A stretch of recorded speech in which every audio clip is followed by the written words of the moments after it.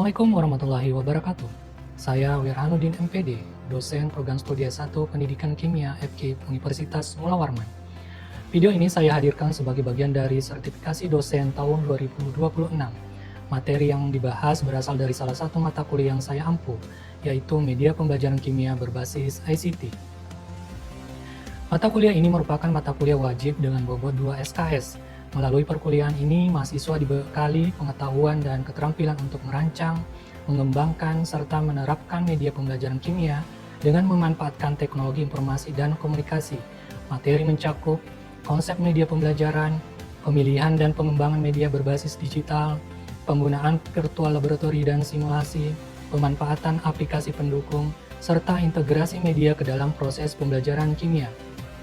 Mahasiswa diharapkan mampu menghasilkan media pembelajaran yang inovatif, interaktif, mudah diakses sesuai karakteristik materi kimia, dan dapat meningkatkan kualitas pembelajaran di berbagai jenjang pendidikan. Pelaksanaan pembelajaran menggunakan berbagai strategi, model, dan metode antara lain project-based learning, ceramah, diskusi, tanya jawab, pelaporan, dan presentasi. Sistem penilaian digunakan berdasarkan Peraturan Rektor Nomor 5 Tahun 2023 tentang penyelenggaraan pendidikan dan pengajaran, penelitian dan pengabdian kepada masyarakat Universitas Mula Warman, yaitu menggunakan skema 1, diantaranya UTS 15%, UAS 25%, Project 25%, tugas 25%, dan afektif 10%. Adapun CPMK mata kuliah ini yaitu CPMK 1, mahasiswa mampu memahami konsep serta prinsip integrasi materi kimia dengan teknologi informasi melalui analisis teori, studi kasus, dan contoh pembelajaran berbasis ICT secara tepat dan sistematis sesuai karakteristik materi kimia dan peserta didik. CPMK 2, mahasiswa mampu mengaplikasikan media pembelajaran kimia berbasis ICT dengan memanfaatkan berbagai perangkat lunak dan platform pendidikan melalui kegiatan praktik atau simulasi secara tepat dan kreatif. CPMK 3, mahasiswa mampu menganalisis jenis media pembelajaran kimia yang sesuai dengan karakteristik materi, tujuan pembelajaran, dan karakteristik peserta didik melalui kegiatan analisis kebutuhan, studi kasus, dan evaluasi contoh media pembelajaran secara kritis dan logis untuk menghasilkan rekomendasi media yang efektif dan inovatif. CPMK 4, mahasiswa mampu menciptakan media pembelajaran kimia berbasis ICT dengan memanfaatkan data teknologi untuk menghasilkan produk media pembelajaran yang orisinal, interaktif, dan layak digunakan dalam pembelajaran kimia. Dalam praktik pembelajaran kali ini, saya akan mengajarkan materi eksplorasi dan demonstrasi media pembelajaran kimia berbasis ICT. Tujuan dari materi ini adalah agar mahasiswa mampu menggunakan media pembelajaran kimia berbasis ICT melalui kegiatan eksplorasi langsung dan demonstrasi secara tepat sesuai kebutuhan pembelajaran. Proses pembelajaran akan disampaikan dengan menerapkan 3 komponen utama yaitu delivery, interaction, dan assessment. Baiklah, mari kita bersama-sama menyaksikan video pembelajaran ini. Oke, Assalamualaikum warahmatullahi wabarakatuh. Waalaikumsalam warahmatullahi wabarakatuh. Oke, gimana kabarnya hari ini? Baik semua ya? Oke, hadir semua? Hadir ya, oke, alhamdulillah. Nah, hari ini kita lanjutkan perkuliahan kita, yaitu media pembelajaran kimia berbasis ICT. Namun sebelum itu, silahkan pimpin doa terlebih dahulu. Pada Dimas, silahkan. Ini mana kita berdoa menurut agama dan sistem masing-masing. Berdoa dipersilakan.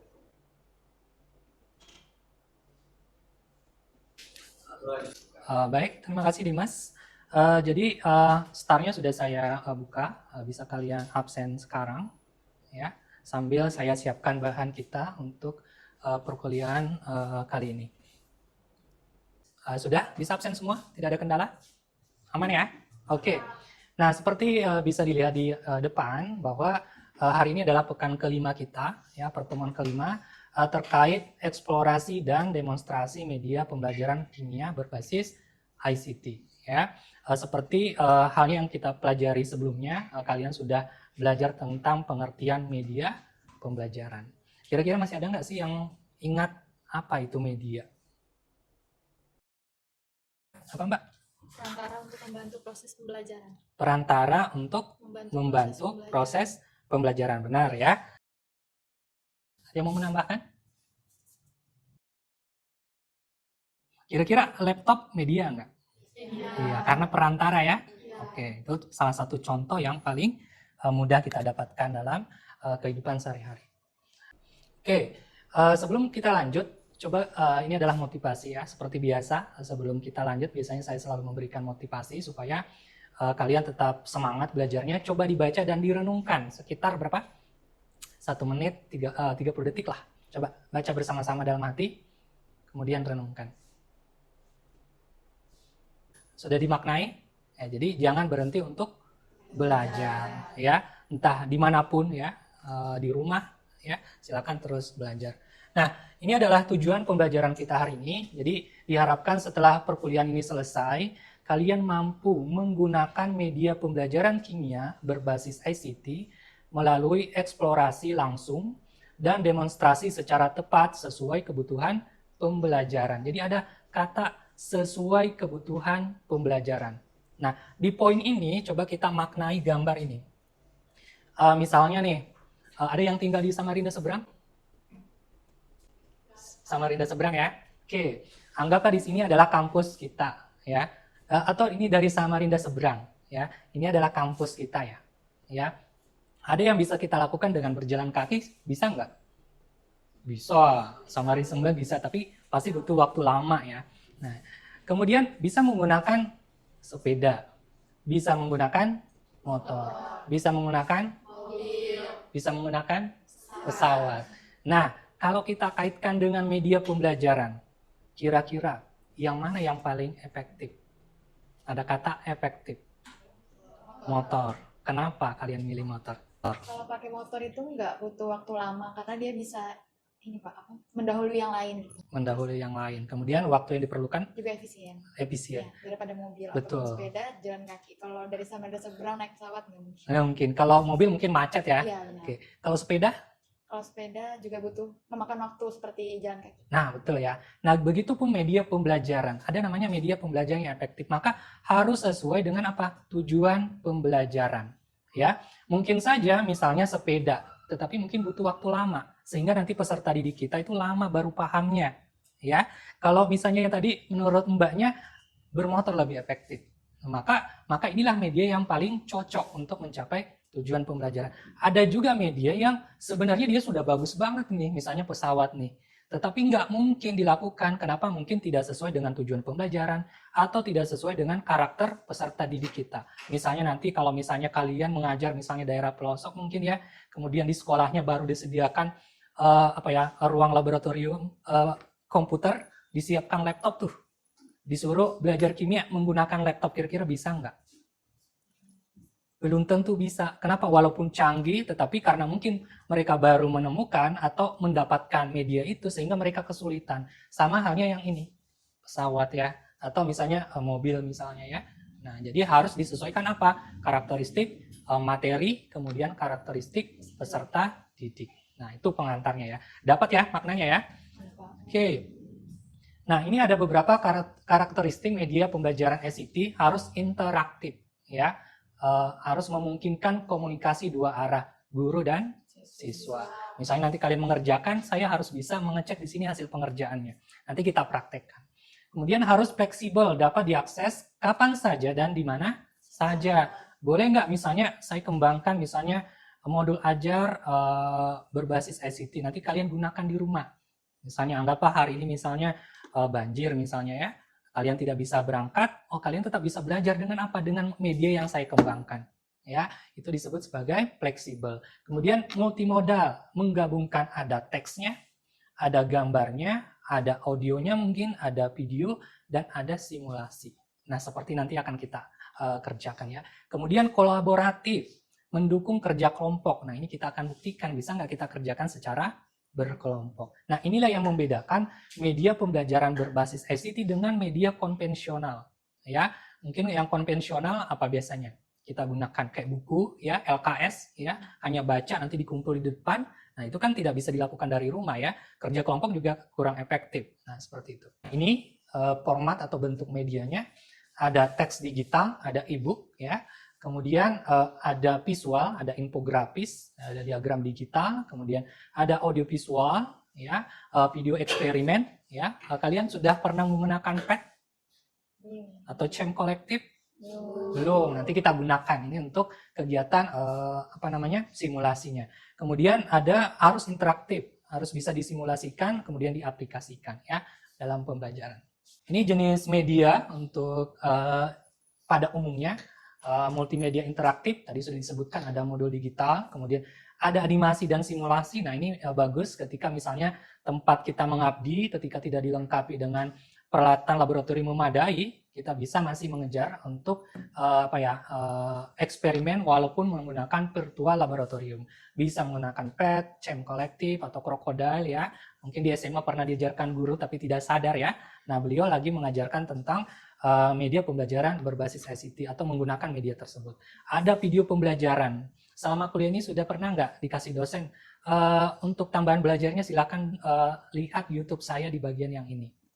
Sudah kan? Nah itu secara tidak langsung beliau sudah menggunakan video pembelajaran. Maka itu disebut sebagai media pembelajaran berbasis ICT. Biasanya kalian disuruh apa isi dari materi pada video tersebut. Nanti kalian kumpul atau presentasikan. Secara tidak langsung beliau lagi menggunakan media pembelajaran berbasis ICT.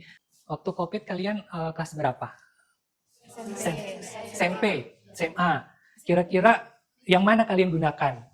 Google Classroom. Nah, secara tidak langsung guru kalian menggunakan atau secara tidak langsung kalian belajar menggunakan media pembelajaran berbasis ICT. Classroom biasanya pada umumnya ya. Jadi kalian di rumah, gurunya di sekolah atau di rumah, nanti dikasih materi, nanti assessment. Nah, nanti kita akan latihan atau membuat seperti itu. Oke, untuk kegiatan project-nya. Ada yang ditanyakan di bagian ini? Tidak ada. Nah, ini yang menarik. Nah, ini kita mencoba demonstrasi penggunaan media ICT. Ya, ini akan saya perlihatkan bagaimana saya menggunakan media pembelajaran tersebut dalam bahan ajar saya. Ya, ini kebetulan saya buat. Kita coba akses. Nah, ini adalah modul ajar Ansam Basah. Ya, apa keunikannya di sini? Ini saya buat untuk melatih literasi dan berpikir kritis siswa. Apa yang saya gunakan di sana?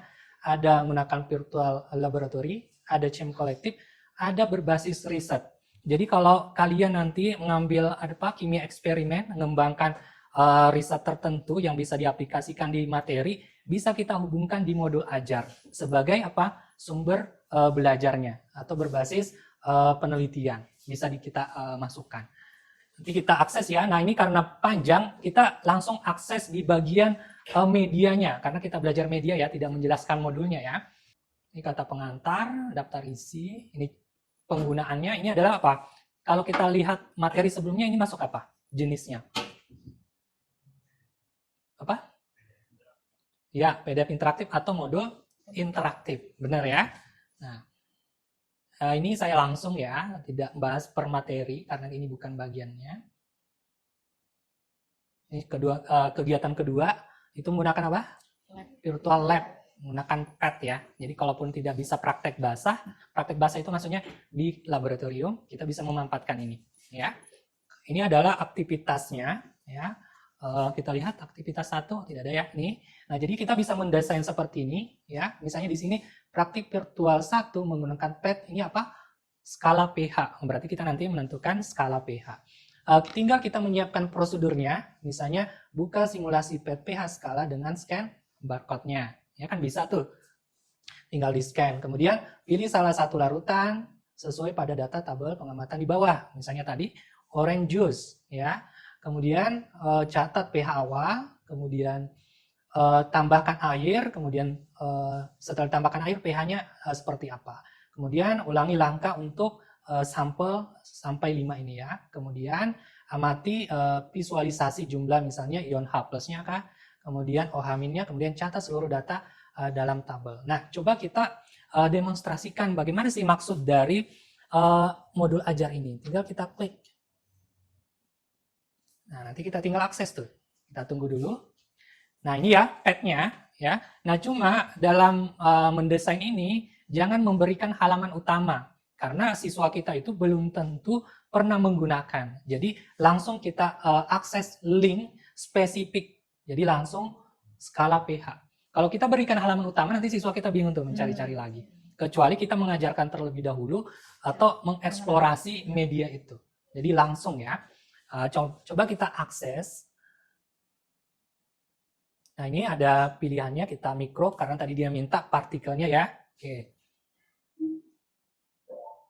Nah, ini air ya, dia otomatis air. Coba kita lihat eksplorasi apa-apa saja sih bagiannya.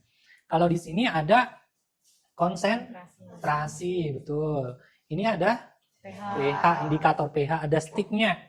Jadi nanti kok pH-nya tidak berubah, mungkin saja larutannya belum dimasukkan, ya. Kemudian ini adalah sampelnya. Ini kebetulan water. Nanti kalian bisa mengganti-gantinya sesuai sampel di lembar kerja siswa misalnya. Nah, ini banyak pilihannya, ya. Bisa baterai atau asam, kemudian bisa banyak kopi, kemudian ada susu, orange juice, apapun bisa kita pilihkan atau jadikan sampel. Cuma kekurangannya adalah kita hanya bisa menggunakan yang ada di menu ini. Ya, kalau praktek bahasa bebas, apa yang ada di rumah bisa dibawa. Nah, makanya saya dukung dengan apa tadi? Berbasis riset juga ada. Jadi bisa kita lakukan. Kemudian tadi ada instruksi selanjutnya, tambahkan apa? Air. Gimana kerannya? Ini, betul. Ini adalah keran air. Jadi ini misalnya saya buang dulu ya. Oke, sudah. Di LK-nya tadi apa yang pertama? Orange juice. Orange juice.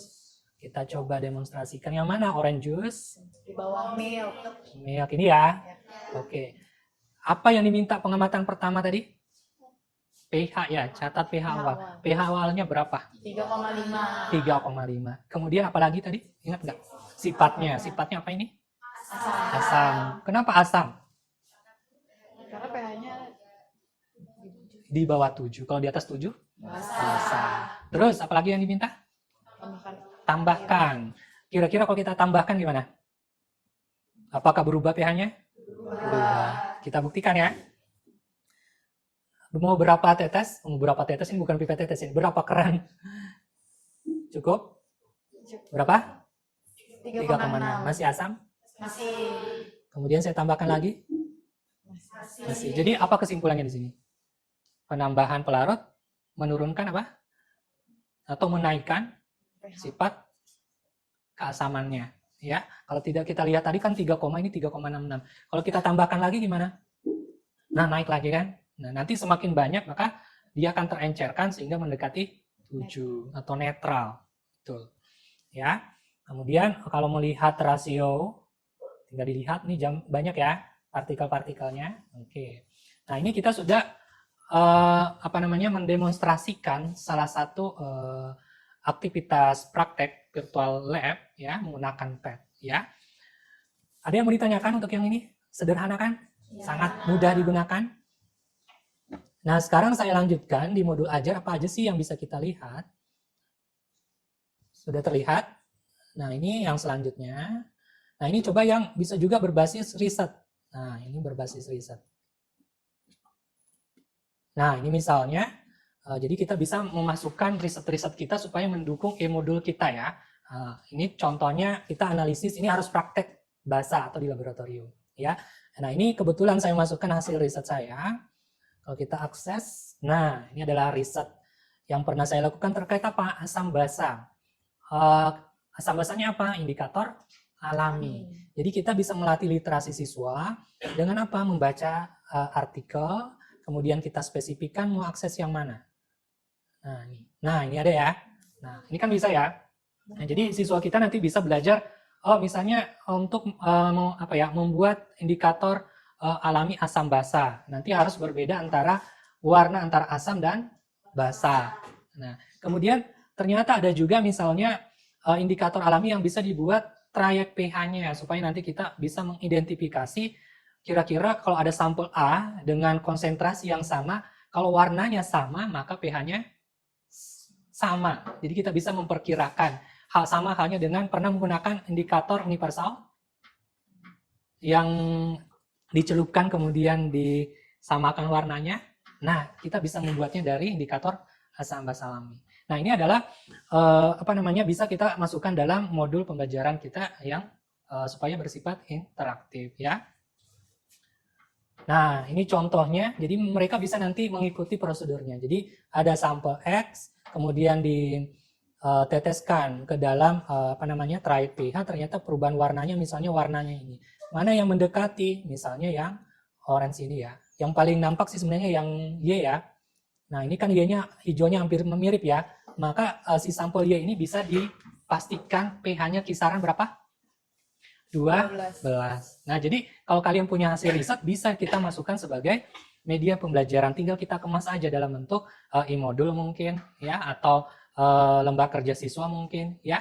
Nah, seperti itu. Nah, ini kita sudah mendemonstrasikan. Sekarang ada yang mau ditanyakan? Ada yang mau ditanyakan? Silakan. Ada yang mau ditanyakan sebelum lanjut ke materi selanjutnya? Cukup jelas ya? Mudah? Nah, karena cukup jelas, coba kita uji coba menggunakan LK-nya.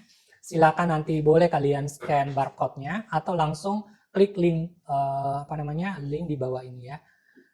Nanti akan muncul seperti ini. Oke, nah sudah? Oke, nah ini kalau kalian akses linknya nanti akan muncul LK seperti ini. Saya jelaskan dulu. Ini tinggal tulis nama kalian, baca prosedurnya, nanti akses medianya, nanti jawab aktivitas di bawah ini ya. Kemudian aktivitas 2 adalah kalau aktivitas 1 adalah uji coba media, kalau aktivitas 2 adalah eksplorasi media, PET-nya. Kita menggunakan PET di sini ya. Ada yang mau ditanyakan? Cukup? Kalau cukup, kalian download dulu ya. Caranya tinggal klik filenya, kemudian download menggunakan MS Word ya. Kemudian kalau kalian langsung kerjakan di sini, kalian numpuk nanti. Jadi harus di-download dulu, baru dikerjakan. Oke, kira-kira butuh berapa lama? 5 menit cukup? Cukup ya? Oke, silakan dikerjakan. Ini berkelompok? Ya, betul. Berkelompok. Kan kita membuktikan harus bisa dikerjakan secara berkelompok. Jadi dua meja ini satu kelompok, cukup satu perangkat laptop saja ya. Oke, silakan dimulai. Kalau ada yang mengalami kesulitan, angkat tangan, langsung saya datangi ya.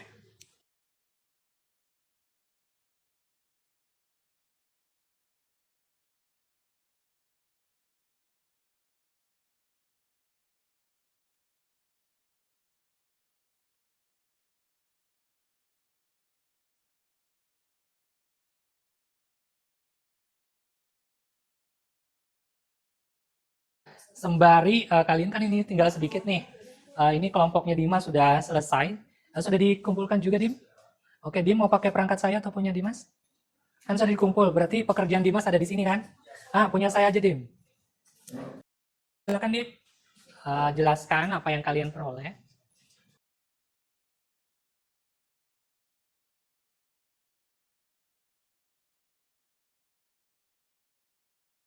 Oke, silakan, Dim.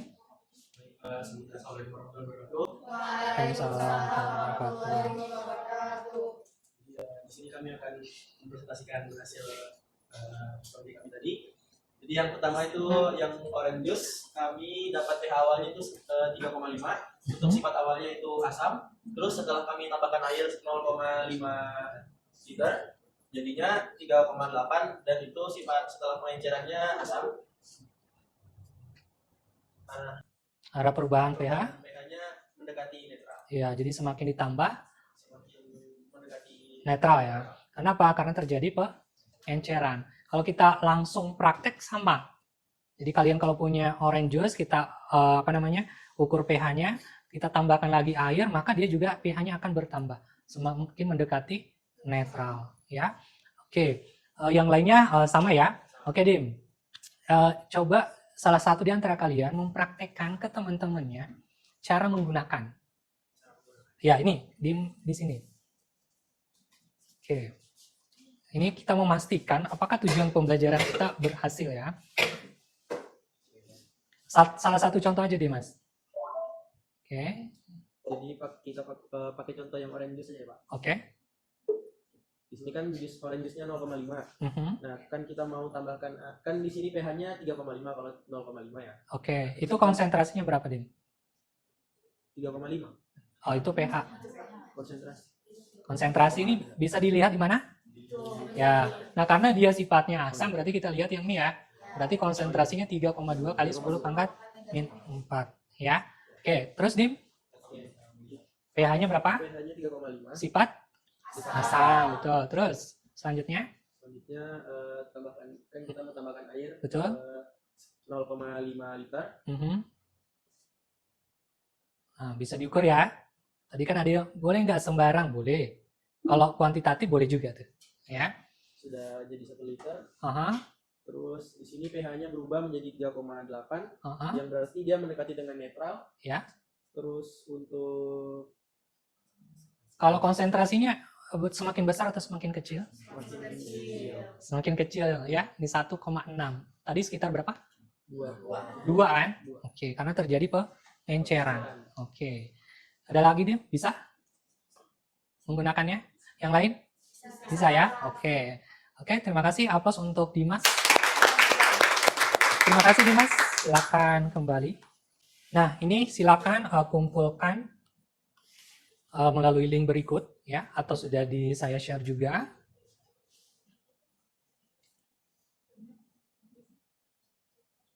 Sudah? Cukup, kita lanjutkan. Tadi kita sudah melakukan diskusi ya, kemudian melaporkan hasil diwakilkan oleh Dimas ya. Nanti yang lain akan saya cek LK-nya apakah sudah benar atau tidak. Ya, nanti kalaupun ada yang kurang, nanti filenya akan saya beri komen. Nah, berarti itu sifatnya apa? 2A arah. Kalian upload, saya komen, kalian perbaiki. Itu namanya 2 arah. Ya. Oke, ini penugasan untuk pertemuan ke-6 kita. Ya, silakan akses linknya. Ya.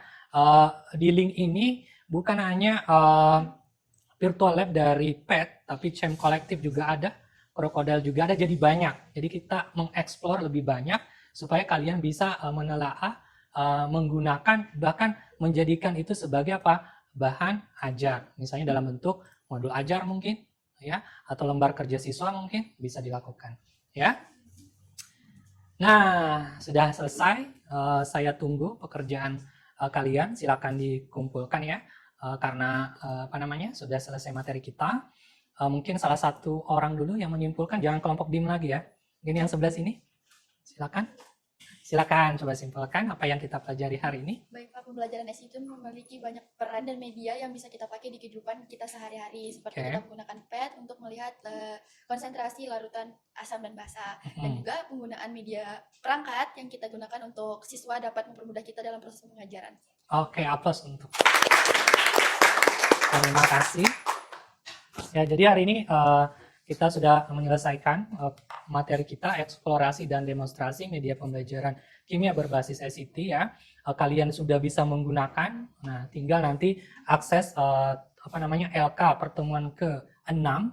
Kalian akan diarahkan untuk mengeksplor lebih banyak lagi virtual lab yang lain ya, supaya nanti ketika kalian menjadi guru tidak ada lagi alasan laboratoriumnya ada kendala, belum ada bahan ini, bahan itu, belum ada alat ini, alat itu. Pembelajaran tetap bisa berjalan. Oke, sekian pembelajaran kita hari ini. Saya akhiri. Assalamualaikum warahmatullahi wabarakatuh. Waalaikumsalam warahmatullahi wabarakatuh. Oke, terima kasih. Oke. Demikianlah video pengajaran saya pada materi media pembelajaran kimia berbasis SIT di program studi S1 Pendidikan Kimia FKIP Universitas Mula Warman. Saya menyampaikan terima kasih kepada semua pihak yang telah mendukung dan membantu pelaksanaan program ini. Saya akhiri dengan salam. Assalamualaikum warahmatullahi wabarakatuh.